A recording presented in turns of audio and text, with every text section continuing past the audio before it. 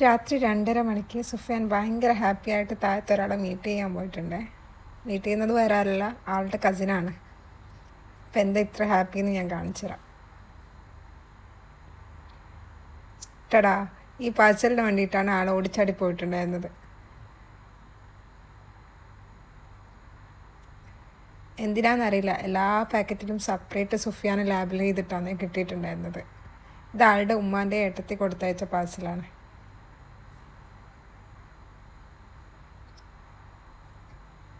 ഇതൊക്കെ പൊളിക്കുന്നതിന് മുമ്പ് തന്നെ ഉള്ളിലുള്ള സാധനം എന്താണെന്ന് ഗസ് ചെയ്യാനുള്ള ട്രൈ ആണ് നമ്മളുടെ രണ്ടാളുടെയും.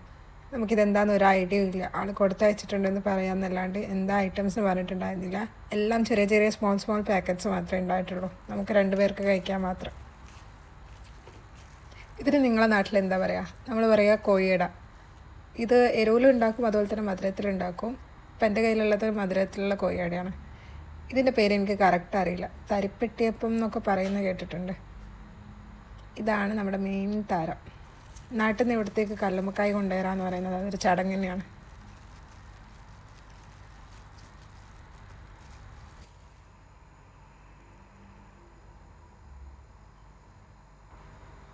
ഇന്നത്തെ എൻ്റെ മോർണിംഗ് ബ്രേക്ക്ഫാസ്റ്റ് കല്ലുമ്മക്കായും അതുപോലെ തന്നെ കട്ടൻ ചായ ആയിരുന്നു.